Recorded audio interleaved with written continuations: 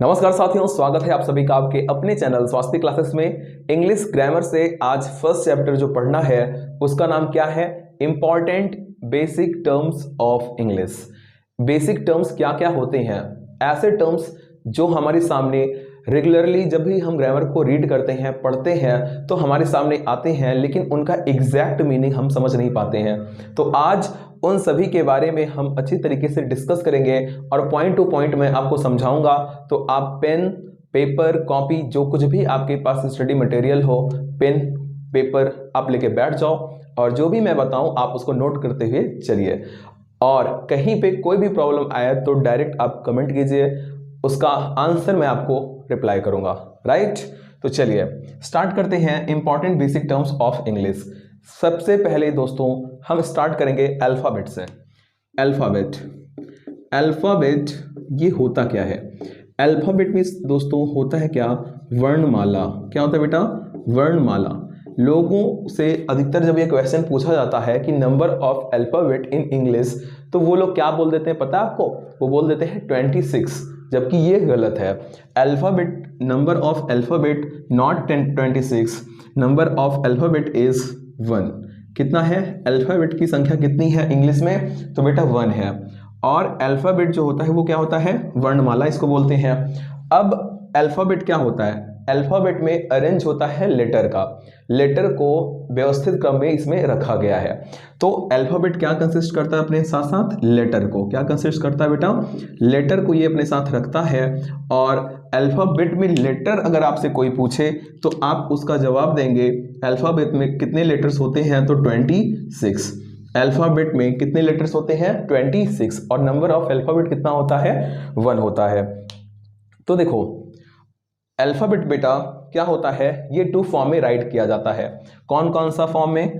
पहला फॉर्म इसका क्या होता है? Capital letter, capital letter.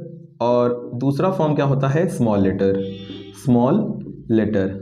यहाँ पे मैं आपको बेसिक से पढ़ा रहा हूँ, आप बोर मत होइएगा, क्योंकि पॉइंट टू पॉइंट हम लोग समझते हुए आगे बढ़ेंगे। ठीक है, हालांकि आपको पता होगा, कुछ को पता होगा, जिसको नहीं पता होगा वो ध्यान से देखिएगा, और जिसको पता होगा वो भी ध्यान से ही देखें। कैपिटल लेटर और स्मॉल लेटर। अल्फाबेट को यानी लेटर को, अल्फाबेट में क्या होता है? लेटर। लेटर कितने होते हैं? 26। अल्फाबेट कितना होता है? 1। और लेटर 2 फॉर्म में राइट किए जाते हैं, एक कैपिटल लेटर, एक स्मॉल लेटर। देखो कैपिटल और स्मॉल में कोई फर्क नहीं है, सिर्फ और सिर्फ फर्क है इनकी शेप का। किसका फर्क है यहाँ पे? जो शेप होता है, इसकी जो आकृति होती है, जो आकृति होती है, आकृति में ही फर्क होता है और इसमें कोई भी अंतर नहीं है। ठीक है, कैपिटल लेटर जब भी राइट किया जाएगा तो कैपिटल लेटर जब भी हम सेंटेंस राइट करते हैं, कोई इंग्लिश जब हम बोलते हैं शुद्ध फॉर्म में, जब भी कोई सेंटेंस राइट करेंगे तो पहला लेटर हमेशा कैसा होगा? कैपिटल लेटर होगा। फर्स्ट लेटर कैसा होगा? हमेशा कैपिटल होगा। ठीक है, कैपिटल कब होगा बेटा? जब हम कोई सेंटेंस मेक करेंगे, फॉर्म करेंगे, कोई सेंटेंस जब हम बनाएंगे तो उसमें फर्स्ट लेटर कैसा होगा? कैपिटल लेटर होगा। ओके, तो लेटर की ये जो 2 फॉर्म है, कैपिटल एंड स्मॉल, इनका प्रोनाउंसिएशन भी सेम होता है ना। आप ये नहीं करेंगे कि कैपिटल लेटर दूसरे फॉर्म में बोला जाना है या स्मॉल लेटर अलग फॉर्म से बोला जाना है, ऐसा कुछ नहीं है। केवल कैपिटल और स्मॉल का शेप डिफरेंट होता है। ऑलराइट, तो यहाँ पे ये वाला अल्फाबेट का जो टॉपिक है, अल्फाबेट का जो अल्फाबेट के बारे में जो कुछ भी चीज़ें हैं मैंने आपको बता दिया है। एक बार फिर से समझिए, अल्फाबेट कितने होते हैं? 1। अल्फाबेट में कितने लेटर्स होते हैं? तो 26 लेटर्स होते हैं। लेटर्स को 2 फॉर्म में राइट करते हैं, कैपिटल लेटर और स्मॉल लेटर। कैपिटल और स्मॉल लेटर का जो प्रोनाउंसिएशन होता है, जो उच्चारण होता है, वो सेम होता है और इनके शेप डिफरेंट होते हैं केवल, है ना बेटा? शेप इनका क्या होता है? डिफरेंट होता है, यानी कि भिन्न होता है। भिन्न यानी अलग, डिफरेंट होता है केवल, है ना? क्या अलग होता? शेप। और जब भी कोई सेंटेंस हम राइट करेंगे तो सेंटेंस में फर्स्ट लेटर हमेशा कैपिटल लेटर में होगा। आइए अब बात करते हैं वर्ड की। वर्ड क्या होता है? WORD। वर्ड मीन्स होता है बेटा शब्द। WORD वर्ड क्या होता है? आइए डिस्कस करते हैं वर्ड के बारे में। ये सब भी क्या है? बेसिक टर्म है। तो देखिए वर्ड, वर्ड मीन्स क्या होता है? शब्द। अच्छा, इन सब का इस्तेमाल क्यों होना शुरू हुआ? क्योंकि देखो, बोलने के लिए, कन्वर्सेशन के लिए हमको कोई ना कोई चीज़ चाहिए होता है। तो जब हम कुछ बोलते हैं तो उन बोल को, उन बोली को, उन लहजे को किसी ना किसी फॉर्म में अरेंज किया जाता है। तो जब हम उसको अरेंज करेंगे तो वो क्या कहलाएगा? वर्ड कहलाएगा। पहले, सबसे पहले लेटर्स आ गया, लेटर्स का जन्म हुआ। तो लेटर्स कितने हुए? 26 में कैपिटल स्मॉल में क्या आता है? A to Z आता है। अब A to Z आपको पता है इसलिए मैंने वो नहीं बताया। A to Z में क्या होगा? अब A to Z को जब हम वेल अरेंज फॉर्म में रखेंगे, है ना, जब हम लेटर्स को क्या करेंगे? एक व्यवस्थित क्रम में रखेंगे, और उन लेटर्स को व्यवस्थित क्रम में रखने के बाद अगर हमको एक सार्थक अर्थ, सार्थक बोध, सार्थक समझ मिलता है, तब हम कहेंगे वो शब्द है। तो देखिए, इसका डेफिनेशन कैसे राइट कर लेंगे हम? ए वेल अरेंज्ड, क्या राइट कर देंगे?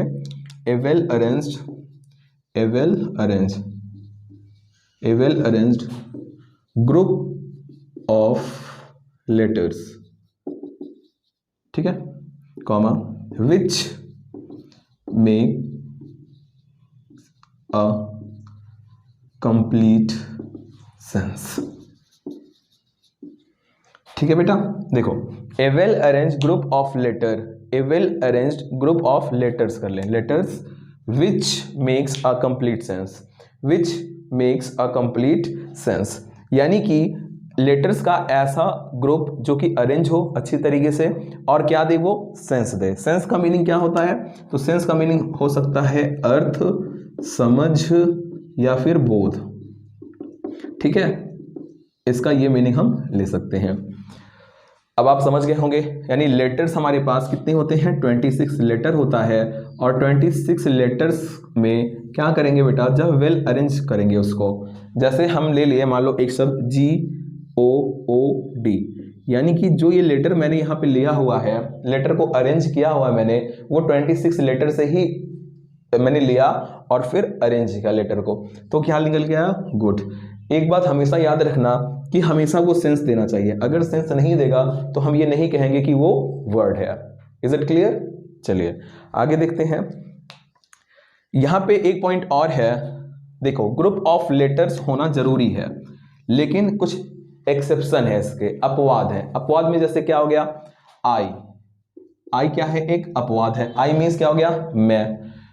ओ आप बोलते हैं ना, ओ, तो ओ भी क्या है? एक एक्सेप्शन है। क्यों है? क्योंकि इसमें एक ही वर्ड है, एक ही लेटर है, सॉरी, एक ही लेटर है, और एक लेटर हो गया क्या? आई हो गया, ओ हो गया, एंड देन ए मीन्स क्या होता है? एक, एक, ओ मीन्स क्या हो गया?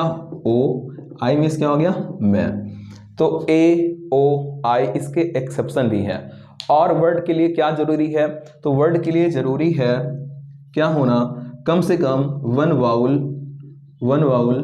एंड वन कॉन्सोनेंट, कॉन्सोनेंट, ठीक है, एक्सेप्शन को छोड़ करके कम से कम वाउल और एक कॉन्सोनेंट का होना जरूरी है। ऑलराइट, तो फिर से देखिए, वर्ड क्या होता है? लेटर के बारे में हमने सीखा, अल्फाबेट के बारे में सीखा। वर्ड क्या होता है? A well arrange group of letter. Word क्या होता है बेटा? A well arrange group of letter. Letter को हम इस प्रकार अगर रख दें, which makes a complete sense, जो कि एक पूर्ण सार्थक शब्द हमको या सार्थक समझ हमको दे, उसको क्या बोलेंगे? वर्ड बोलेंगे। ठीक है, अब देखो यहां पे निकल के आ रहा है क्या? Vowel and consonant, vowel and consonant. तो वाउल एंड कॉन्सोनेंट के बारे में भी थोड़ा सा समझ लेते हैं, जबकि हम इसको पढ़ेंगे किसमें? साउंड वाले चैप्टर में, जब हम अपना अलग चैप्टर स्टार्ट करेंगे जिसका नाम क्या रहेगा? आर्टिकल। आर्टिकल में हम वाउल एंड कॉन्सोनेंट को बहुत ही अच्छी तरीके से कवर करेंगे, लेकिन यहाँ पे वाउल एंड कॉन्सोनेंट आया तो थोड़ा समझ लेते हैं। वाउल, इसको कुछ लोग वावेल बोल देते हैं, हालांकि इसका प्रोनाउंसिएशन क्या है? वाउल, वाउल है ना, वाउल इसका प्रोनाउंसिएशन है। तो वाउल देखो क्या होता है, तो लेटर, सबसे पहले लेटर आपके दिमाग में आना चाहिए। देखो एक दूसरे से सब कनेक्टेड हैं, इंटरलिंक है। लेटर कितना होता है बेटा? तो 26 लेटर्स कितने होते हैं? 26। अब 26 लेटर में देखो क्या क्या होता है, मैं एक बार फिर से राइट कर देता हूँ जल्दी से। ABCDEFGHIJKLMNOPQRSTUVWXYZ।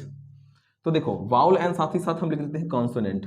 कॉन्सोनेंट की स्पेलिंग बहुत लोगों को प्रॉब्लम होती है लर्न करने में, तो आप सीख सकते हैं। बोलो कॉन, फिर बेटा की इंग्लिश, फिर चींटी की इंग्लिश, कॉन्सोनेंट या कॉन्सोनेंट। कॉन्सोनेंट हम बोलेंगे लेकिन लर्न कैसे करेंगे? कौन बेटा चींटी, कौन बेटा चींटी। आप इसकी इंग्लिश बोल के लर्न कर सकते हो, थोड़ा इजी प्रोसेस है। तो देखो वाउल क्या लेटर्स कितने होते हैं? 26 लेटर हो गया। अब ऐसा माना जाता है कि 26 लेटर में 5 लेटर होते हैं, ए, ई, आई, ओ एंड यू। ये 5 लेटर को बोला जाता है वाउल। 5 लेटर को क्या बोला जाएगा? वाउल बोला जाएगा। और जो ये बचे हुए हैं, यानी कि 26 से 5 निकाल देंगे, कितना हो जाएगा बेटा? 21।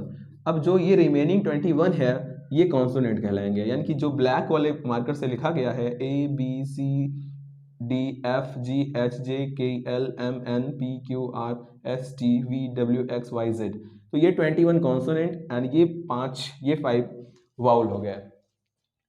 इनके बारे में डीपली चर्चा करेंगे हम अपने आर्टिकल वाले चैप्टर में, ठीक है। अब आइए हम बात करते हैं किसकी? तो बात करेंगे बेटे हम लोग अब फ्रेज की। Phrase, what is phrase? ये भी एक बेसिक टर्म है जो कि कंफ्यूज करता है। देखिएगा ध्यान से। फ्रेज, हेडिंग आपको क्या डालना है बेटा? फ्रेज डालिए। Phrase, phrase, what is phrase? देखिए अभी इसके बाद हम लोग पढ़ने वाले हैं सेंटेंस को। तो फ्रेज क्या होता है बेटा? तो राइट कीजिएगा फ्रेज के बारे में, a group of words, a group of words. देखो वर्ड का खेल चल रहा है ना। हमने क्या पढ़ा? अल्फाबेट। अल्फाबेट के बाद क्या पढ़ा था? वर्ड। वर्ड क्या था? Group of letters which make a complete sense. यहां पे क्या हमको देखना है? A group of words, a group of words which make sense, which make sense. क्या देगा बेटा? ये सेंस देगा। बट यहां पे बट लग गया। बट मीन्स क्या हो गया? लेकिन। But not complete sense, not complete sense. क्या मतलब हो गया इसका?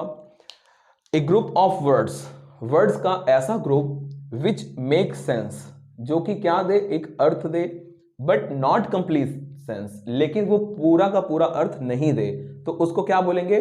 फ्रेज बोलेंगे।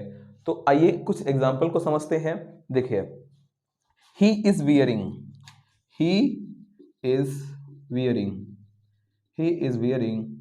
he is wearing a nice red shirt, he is wearing a nice red shirt। तो देखो यहां पे he is wearing a nice red shirt, तो a nice red shirt यहां पे क्या है बेटा? फ्रेज है, फ्रेज। तो आप समझ पा रहे होंगे, ए ग्रुप ऑफ वर्ड्स, वर्ड्स का ऐसा ग्रुप विच मेक सेंस, जो कि सेंस देगा बट नॉट कंप्लीट सेंस, लेकिन कंप्लीट सेंस नहीं देगा। इसके बारे में भी हम बहुत विस्तार से चर्चा करेंगे, लेकिन अभी बेसिक टर्म में है, तो बेसिक टर्म में एज अ बेसिक टर्म इसको हम कवर करेंगे। तो देखिए, he is wearing a nice red shirt. साथ ही साथ एक चीज और समझिए, यहाँ पे ये जो फ्रेज होता है, फ्रेज आप राइट कर सकते हैं, it doesn't include, it doesn't include, क्या इंक्लूड नहीं करता है बेटा? वर्ब को और सब्जेक्ट को, सब्जेक्ट और वर्ब को ये इंक्लूड नहीं करता, यानी it does not consist a verb and a subject. ठीक है, तो सब्जेक्ट और वर्ब को ये क्या नहीं करता है? इंक्लूड नहीं करता है। अभी हम लोगों का मेन जो चर्चा होना है वो चर्चा करेंगे हम लोग किस पे? तो उसका नाम क्या है? सेंटेंस।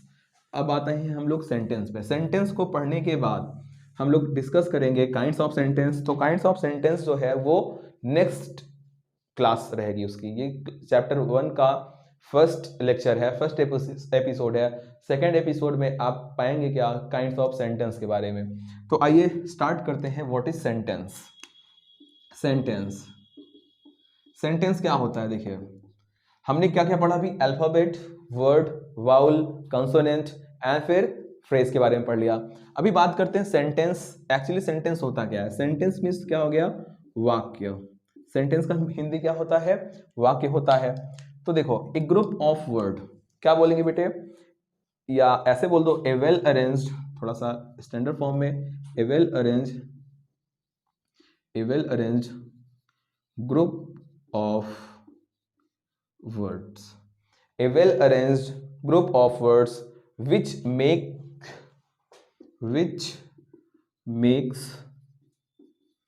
a complete sense, क्या कहलाएगा वो, सेंटेंस कहलाएगा।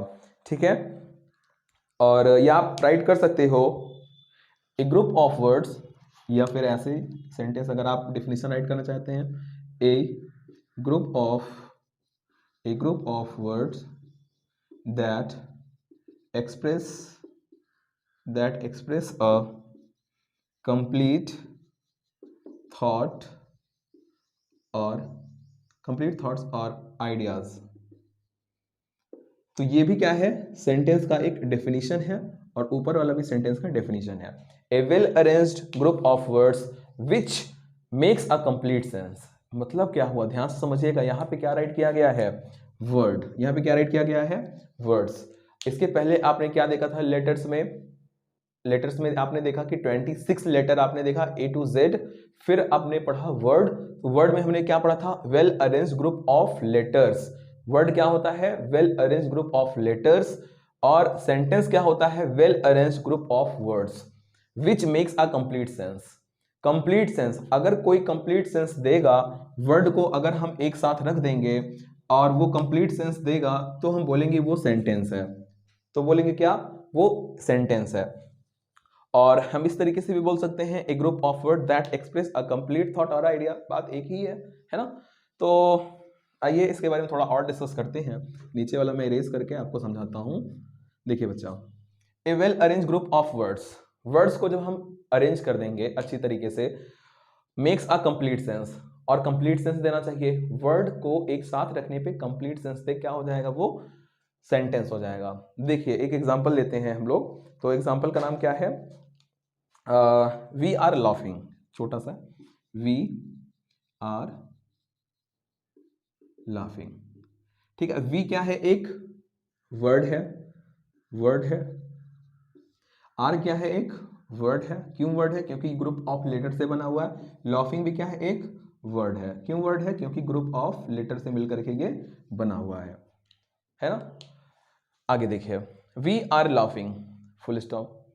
सेंटेंस के लिए रिक्वायरमेंट्स क्या क्या होती हैं, सेंटेंस के लिए रिक्वायरमेंट्स क्या क्या होती हैं। अभी तो आपने क्या पढ़ा, well arrange group of words, यानी वर्ड्स को हमने क्या किया, ग्रुप में कर दिया, वेल अरेंज कर दिया, और फिर ये सेंस दे रहा है, वी मीन्स हम, आर मीन्स हैं, लाफिंग मीन्स हंस, हम हंस रहे हैं, तो ये क्या हो गया, एक सेंस दे रहा है, जिसके माध्यम से हमने समझा ये एक सेंटेंस है।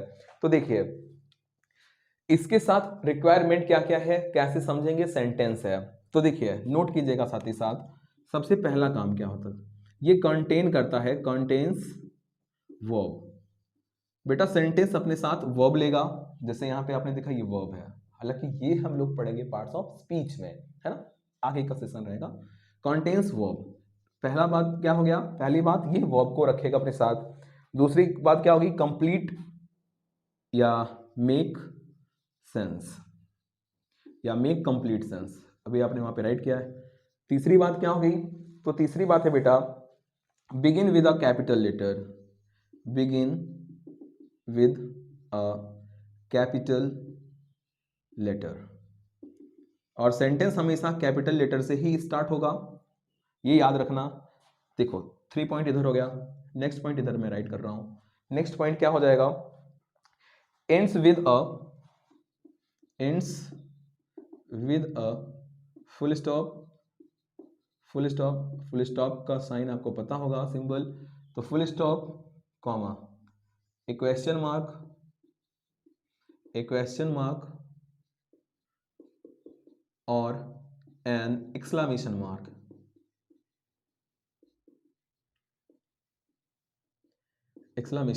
ठीक है, तो सेंटेंस अपने साथ वर्ब को कंटेन करेगा और कंप्लीट सेंस देगा। Begin with a capital letter से स्टार्ट होगा, end with a full stop, last में फुल स्टॉप हो सकता है, क्वेश्चन मार्क हो सकता है, and then and exclamation mark हो सकता है। ठीक है, तो ये रहा सेंटेंस के बारे में। A well arranged group of words which makes a complete sense. तो आपने देखा कि वर्ड को मैंने क्या किया, एक साथ रखा वर्ड को, और कंप्लीट सेंस दे रहा है तो सेंटेंस कहलाएगा। क्या क्या रिक्वायरमेंट है, कंटेन्स वर्ब को रख रहा है, वर्ब यहाँ पे हो गया, मेक सेंस, जी हाँ सेंस दे रहा है, begin with a capital letter से मैंने स्टार्ट किया है, ends with a full stop लगा हुआ है, question mark and an exclamation mark, या एक्सक्लेमेशन मार्क लग सकता है। ये हम पढ़ेंगे कब, जब हम काइंड्स ऑफ सेंटेंस पढ़ रहे होंगे तब। तो देखो, अब सेंटेंस के पार्ट के बारे में तो आज की क्लास में हमको डिस्कस करना ही करना है। सेंटेंस का पार्ट इंपॉर्टेंट है, ध्यान दीजिएगा। तो सेंटेंस क्या होता है, लेटर क्या होता है, वर्ड क्या होता है, अल्फाबेट क्या होता है, आई होप आप समझ गए होंगे, you will all understand, right. Now sentence, अब सेंटेंस के पार्ट को देखिए, सेंटेंस के पार्ट को mainly it has two part. ठीक है, it has two parts, it has two parts, it has बेटा टू पार्ट्स, है ना। Mainly it has two parts. तो कौन कौन सी टू पार्ट्स हैं इसके, सबसे पहले बात करेंगे हम लोग सब्जेक्ट। सबसे पहले क्या होता है, सब्जेक्ट, और दूसरे नंबर पे क्या होता है, प्रेडिकेट। प्रेडिकेट सब्जेक्ट मीन्स क्या होता है बेटा, तो सब्जेक्ट मीन्स यहाँ पे उद्देश्य है, और प्रेडिकेट मीन्स होता है विधेय। हिंदी में इसकी मीनिंग हो गई। सब्जेक्ट होता क्या है, तो सब्जेक्ट के बारे में समझते हैं। देखिए, व्हाट द सेंटेंस, अब सेंटेंस जब मैं बोलूं तो सेंटेंस के बारे में जो कुछ भी मैंने आपको बताया वो रिकॉल हो जाना चाहिए आपके माइंड में, तुरंत आप उसको समझ लेना आपको, ठीक है। तो what the sentence is about, यानी कि सेंटेंस जिसके बारे में होता है वो क्या होता है बेटा, सब्जेक्ट होता है, या हम कह सकते हैं साथ ही साथ the topic of the sentence, the topic of the sentence, the topic of the sentence. Sentence की जो टॉपिक होती है यानी मेन टॉपिक क्या कहलाएगा, सेंटेंस का सब्जेक्ट कहलाएगा। अब प्रेडिकेट की बात करते हैं, तो प्रेडिकेट क्या हो गया बेटा, देखो प्रेडिकेट किसको बोलेंगे, तो what is said, what is said about the subject, about the subject, यानी कि सब्जेक्ट के बारे में जो कुछ भी कहा जाएगा उसको प्रेडिकेट बोलेंगे। सब्जेक्ट के बारे में जो कुछ भी कहा जाएगा उसको प्रेडिकेट बोलेंगे। And what the sentence is about, sentence जिसके बारे में होता है उसको बोलेंगे सब्जेक्ट। ठीक है, तो the topic of the sentence भी इसको बोलते हैं। What is said about the subject, subject के बारे में जो कुछ भी कहा जाएगा उसको क्या बोलेंगे बच्चा, प्रेडिकेट बोलेंगे। अब देखो सब्जेक्ट भी क्या क्या होता है, सब्जेक्ट जीरेंड से भी स्टार्ट होता है, इन्फिनिटिव से भी स्टार्ट होता है ना। तो ये सारी चीजें हम पढ़ेंगे अपने नेक्स्ट सेशन में, पढ़ते रहेंगे। प्रेडिकेट के बारे में भी थोड़ा सा समझ लो, प्रेडिकेट के अंदर क्या क्या चीजें होती हैं, इसके पेट के अंदर अगर हम इसका ऑपरेशन कर दें तो इसके पेट के अंदर हमको क्या क्या चीजें मिलेगा बताओ। इसमें मिलता है हमको वर्ब, ठीक है, verb, complement, complement, and then और क्या मिलेगा, कॉम्प्लीमेंट के साथ साथ हमको मिलता है ऑब्जेक्ट। क्या मिलेगा बेटा, ऑब्जेक्ट मिलेगा। ठीक, अब वर्ब क्या होता है, तो वर्ब के बारे में आप राइट कर लो, मैं राइट नहीं करूंगा इसको, मैं बोलता हूं आप राइट कर लो। वर्ब क्या होता है, वर्ब डिनोट्स या it denotes an action, state और पोजीशन। वर्ब क्या करता है, एक्शन, किसी एक्शन को, जैसे मैं बोल रहा हूं एक एक्शन है, इसको डिनोट करेगा कौन, वर्ब। स्टेट मीन्स अवस्था, जैसे ही इज अ बॉय, तो इज क्या हो गया, स्टेट को शो कर रहा है। पोजेशन मीन्स क्या होता है, अधिकार, जैसे this is my pen, this is my pen, तो इज माई पेन के साथ साथ क्या हो गया, ये अधिकार को शो कर रहा है। एंड फिर ऑब्जेक्ट की बात करें तो ऑब्जेक्ट क्या होता है, influenced by the subject, subject के द्वारा ये इन्फ्लुएंस होता है। And it receives the action of verb, और वर्ब के एक्शन को ये रिसीव करता है। कॉम्प्लीमेंट क्या होता है, कॉम्प्लीमेंट स्पष्ट करता है सब्जेक्ट और प्रेडिकेट, सब्जेक्ट और वर्ब को, है ना। कॉम्प्लीमेंट मींस क्या होता है, पूरक होता है। तो सब्जेक्ट, प्रेडिकेट, सेंटेंस, इनके बारे में हमने पढ़ लिया। आइए कुछ एग्जांपल समझ लेते हैं और फिर अपना ये क्लास आज हो जाएगा समाप्त। एग्जांपल देखिए, जितने भी बेसिक टर्म हैं अभी के लिए वो तो मैं क्लियर कर चुका हूँ। आई होप सभी को आ रहा होगा। अगर आप नोट्स बना रहे हो तो डेफिनेटली आपको समझ में आएगा ही आएगा। राइट करिए, जैसे apples are healthy to eat. Apples apples are healthy to eat. अगर मैं आपसे पूछूं इसमें सब्जेक्ट कौन सा है तो आप बता देंगे सब्जेक्ट ये है। क्यों है? सब्जेक्ट के बारे में आपने क्या पढ़ा? The topic of the sentence या what the sentence is about. Sentence जिसके बारे में होगा, what the sentence is about, sentence जिसके बारे में है वो सब्जेक्ट है। Are healthy to eat what? Apples. तो एप्पल्स के बारे में ये सेंटेंस है, इसलिए एप्पल हो जाएगा सब्जेक्ट, और एप्पल के बारे में जो कुछ भी कहा जा रहा है बेटा वो हो जाएगा क्या? Predicate. Predicate. All right, next example देखिए। एग्जाम्पल है अपना I have one sister. I have one sister but no brother. I have one sister but no brother. तो मेरे पास एक बहन है और भाई नहीं है। किसके पास? मेरे पास। तो आई क्या हो गया? ये सब्जेक्ट हो गया, और जो कुछ भी बोला जा रहा है आई के बारे में वो क्या हो गया? प्रेडिकेट हो गया।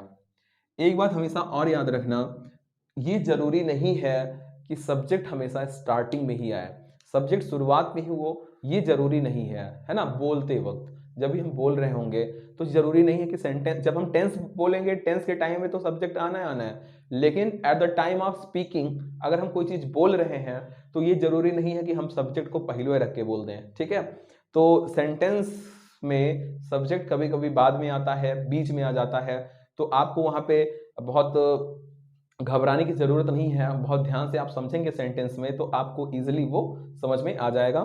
तो एक एग्जांपल देख लो, जैसे जैसे मैं राइट किया, मैंने बोल दिया आपसे obviously he is blind. Obviously he is blind. तो अब देखो ऑब्वियसली ये कोई थोड़ी ना है सब्जेक्ट। तो देखो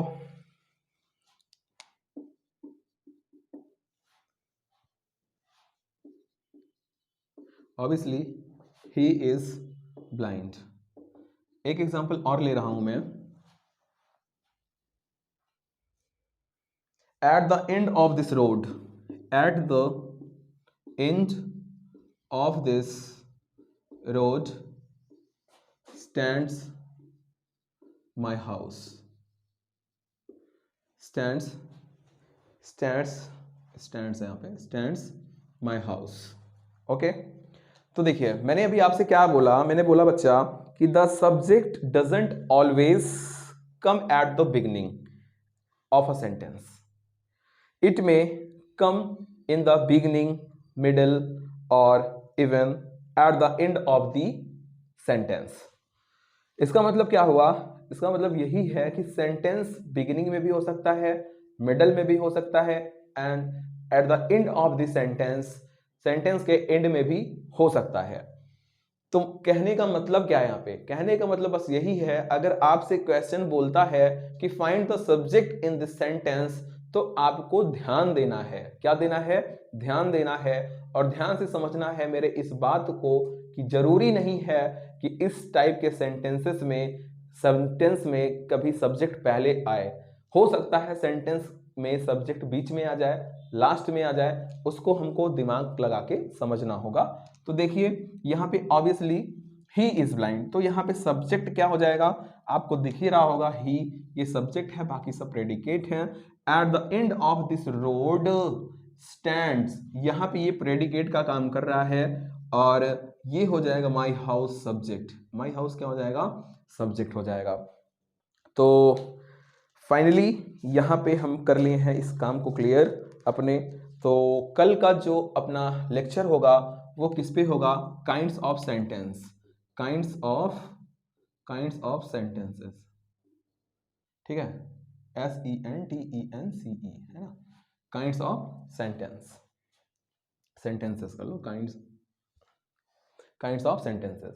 तो देखो काइंड्स ऑफ सेंटेंसेस के बारे में हम कल डिस्कस करेंगे, और साथ ही साथ आप ये भी समझते रहिए सभी क्लास आपको, चाहे वो सुपर टिट का हो, एकेडमिक का हो, सारा कुछ क्लास आपको डेली मिलता रहेगा। तब तक के लिए धन्यवाद। जय हिंद। वीडियो अच्छा लगा हो तो लाइक ज़रूर कर दीजिएगा वीडियो को। ठीक है, जय हिंद।